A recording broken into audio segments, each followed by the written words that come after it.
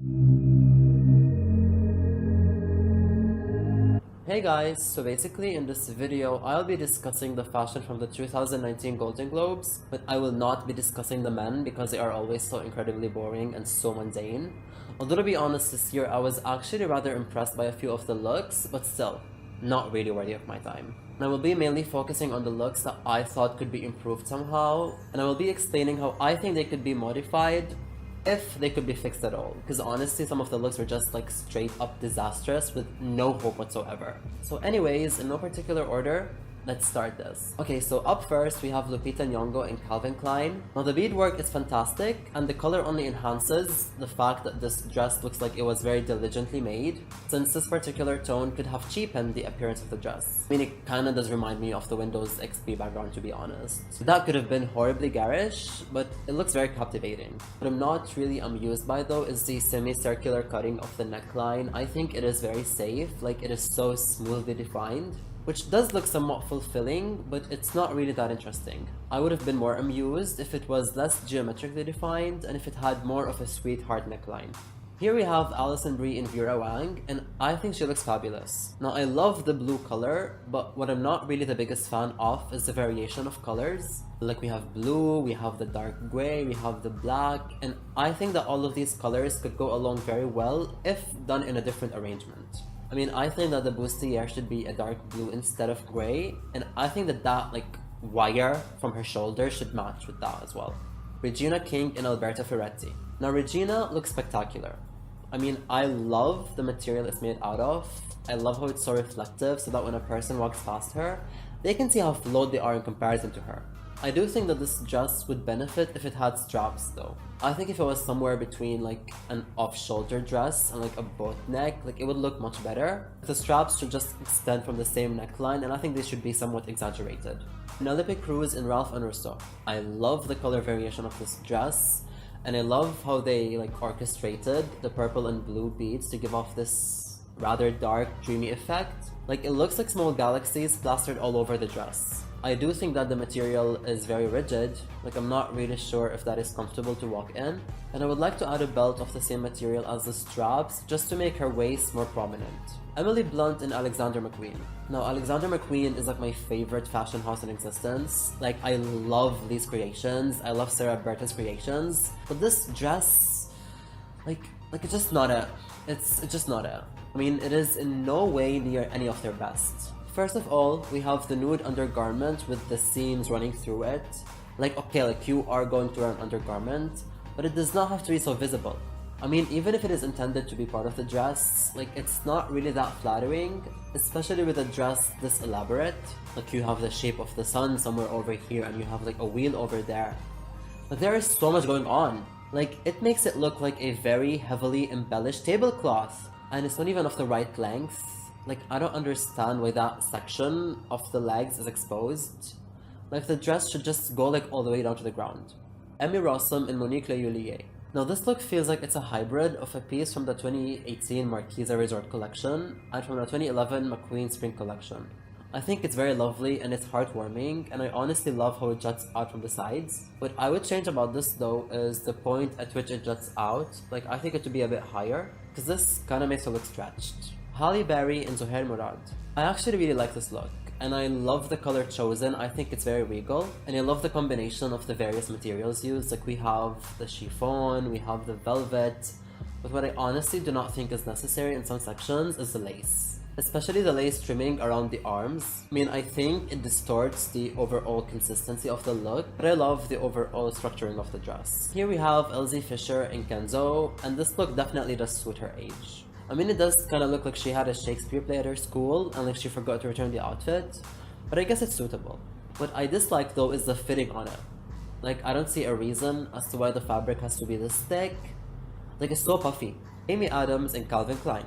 Now, I believe that this dress does its job. Like, it looks very chic, it fulfills its purpose, although there's nothing necessarily special about it, which is not wrong.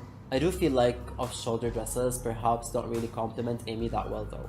I do believe that Amy would look best in a halter neckline. I do like the color though, and I love how it stands alongside the color of the hair. Heidi Klum and Monique Lhullier. So I actually recently began watching Project Runway, and I honestly must say that I am very enamored by Heidi. She has a very jovial, playful nature, and this dress represents that. And even like the messy coordination of the flowers, like it resonates with that very well. What I would like to change though is the location of some of them. I don't like how we have multiple flowers of the same color congested in one area.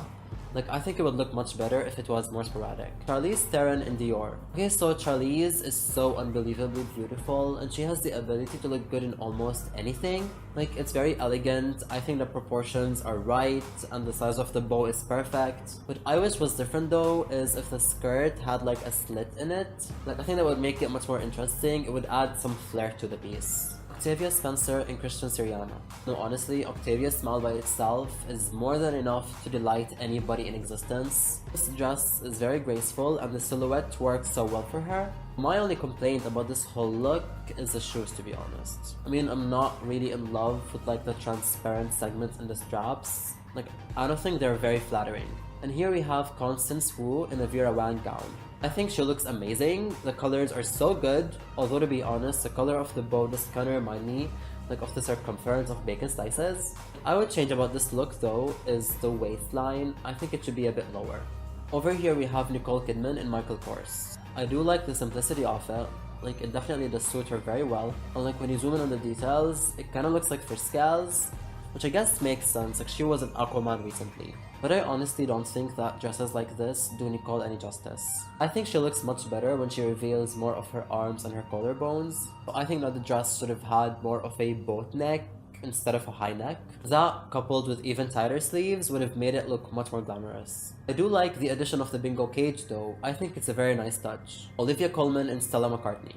I think this dress would look much better if that underlying net-like piece didn't exist, or if it extended all the way to cover her hands to form gloves, and maybe even cover like her whole face to create a very nice editorial look, which is obviously not gonna happen, so gloves are enough. And here we have Dakota Fanning in Armani. Now Dakota has the sweetest, most angelic face ever, which is why I feel like the baby blue color of this dress works so well with her features. I like the simplicity of this look, I like the structuring constructed with the threads along the dress. I think it's very well defined.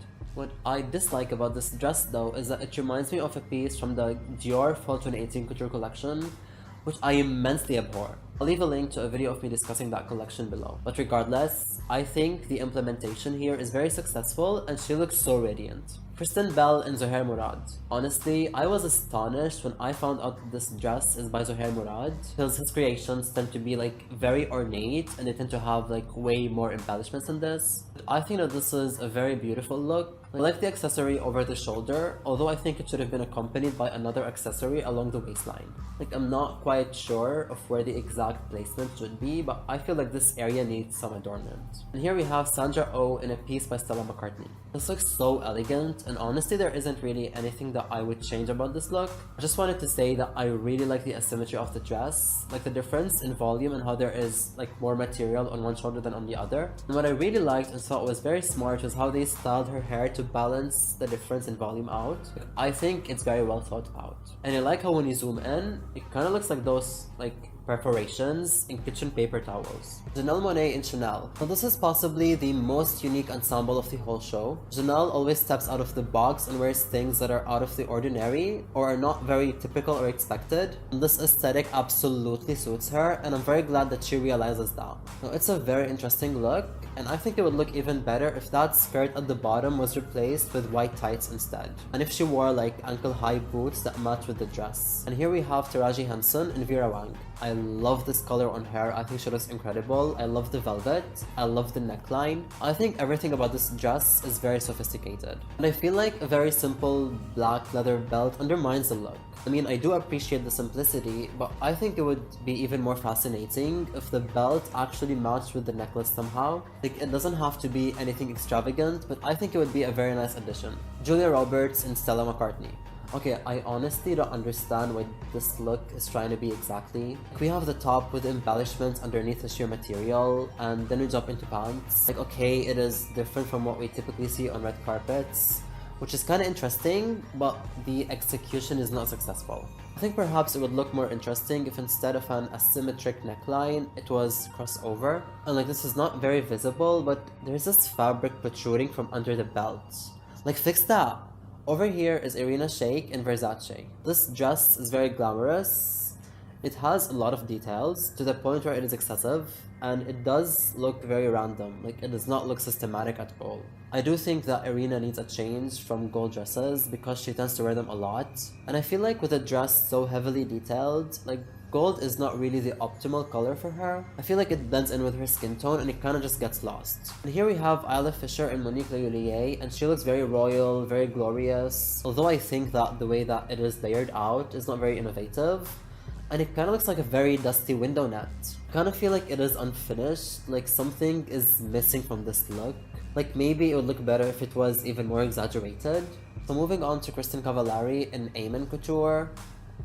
Or is it Almond Couture? I don't know. Now this dress is exquisite. The details on it are very well coordinated and not just scattered all over, which was not the case for many of the looks that we have seen. The distribution of the embellishments makes it even more appealing, and I love the overly long sleeves. However, I think that from the point of the wrist onwards, like the sleeves should have been constructed of beaded strings instead of fabric.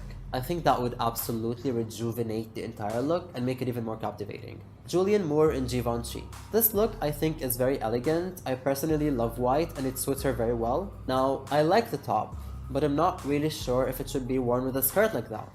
I think if it was matched with like cigarette pants instead that have the same medieval chain armor decoration, I think it would look much more proportionate and that would give it a more modern twist. And here, we arrive at the tragedy that is Amber Heard in Monique Lhullier. I honestly, I don't even know where to begin with this. Like, we have this dress made out of two different materials that literally in no way harmonize. The top section is made out of velvet, and then the bottom part, what is happening?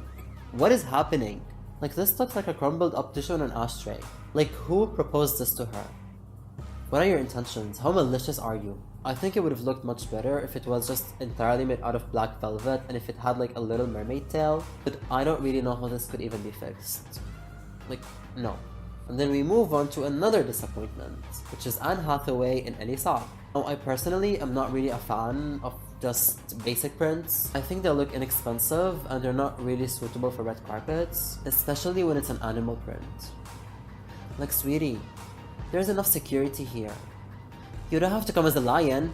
The only thing I find moderately acceptable about this look is the shiny material in the bodice, although I don't like how the lighter portions are made out of lace. I think they should have just been cut out. And the skirt should be entirely different. And here we have my queen, my icon, Lady Gaga, who looks so magical, like an actual fairy godmother. Now this is a Valentino piece, and I'm not really the biggest fan of this collection. I love volume.